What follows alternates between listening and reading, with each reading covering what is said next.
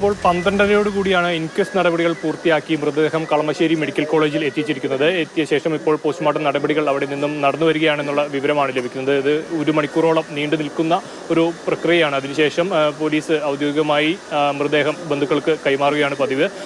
ആ രീതിയിൽ തന്നെ ഇന്നിപ്പോൾ വൈകിട്ടോടു കൂടി അതിലൊരു വ്യക്തത വന്നിട്ടില്ല. എപ്പോഴാണ് സംസ്കാര ചടങ്ങുകൾ നടക്കുന്നത് എന്നടക്കമുള്ള കാര്യങ്ങളിൽ ഒരു വ്യക്തത വന്നിട്ടില്ല. ഏതായാലും പോസ്റ്റ്മോർട്ടം നടപടികൾ പൂർത്തിയാക്കിയ ശേഷം മൃതദേഹം ബന്ധുക്കൾക്ക് വിട്ടുകൊടുക്കും. അതിനുശേഷമാകും സംസ്കാരത്തിൽ ഉള്ള കാര്യങ്ങൾ ഒരു വ്യക്തത വരികയുള്ളൂ. ഏതായാലും കുട്ടിയുടെ മൃതദേഹം ഇപ്പോൾ കളമശ്ശേരി മെഡിക്കൽ കോളേജ് ആശുപത്രിയിൽ പോസ്റ്റ്മോർട്ടം നടപടികൾ പുരോഗമിച്ചുകൊണ്ടിരിക്കുകയാണ്. ഇപ്പോൾ നമ്മൾ ഈ കുട്ടിയുടെ അമ്മ സന്ധ്യ ഉള്ളത് ചെങ്ങനാട് പോലീസ് കസ്റ്റഡിയിലാണ്. ഇവരെ ചോദ്യം ചെയ്യുന്ന അടക്കമുള്ള കാര്യങ്ങളിൽ കുറച്ച് പരിമിതികളുണ്ട്. അപ്പോൾ മുതിർന്ന പോലീസ് ഉദ്യോഗസ്ഥർ ആലുവ ഡിവൈഎസ്പിയുടെ നേതൃത്വത്തിലുള്ള പോലീസ് സംഘം എത്തി ചോദ്യം ചെയ്ത ശേഷമാകും ഇതിൽ അറസ്റ്റിലോട്ട് അടക്കമുള്ള കാര്യങ്ങൾ നടക്കുക.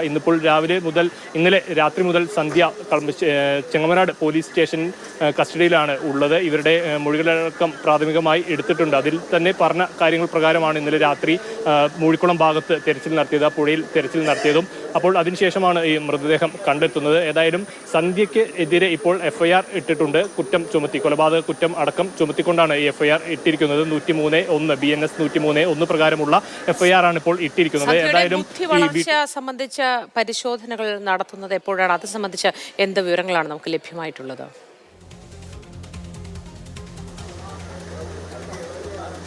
ഈ ബന്ധുക്കളായിട്ടുള്ളവർ ഇത്തരത്തിലൊരു ആരോപണം ഉന്നയിച്ചതിന്റെ അടിസ്ഥാനത്തിലാണ് പോലീസിനോട് സംസാരിച്ചപ്പോഴും ഇത്തരത്തിൽ ഒരു പരസ്പര വിരുദ്ധമായിട്ടുള്ള കാര്യങ്ങൾ പറയുന്നത് കൊണ്ടാണ് പോലീസ് ഇത്തരം ഒരു പരിശോധനയിലേക്ക് കടക്കുന്നത്. അത് ഇപ്പോൾ ഉച്ചയ്ക്ക് ശേഷം നടക്കുമെന്നാണ് നമുക്ക് ലഭിക്കുന്ന വിവരം. ഇതിലൊരു സ്ഥിരീകരണം വരേണ്ടതുണ്ട്. പോലീസ് ഉദ്യോഗസ്ഥരായിട്ടുള്ള ബുദ്ധി വളർച്ച സംബന്ധിച്ച പരിശോധനകൾ നടത്തുമെന്നാണ് ലഭ്യമാകുന്ന വിവരങ്ങൾ.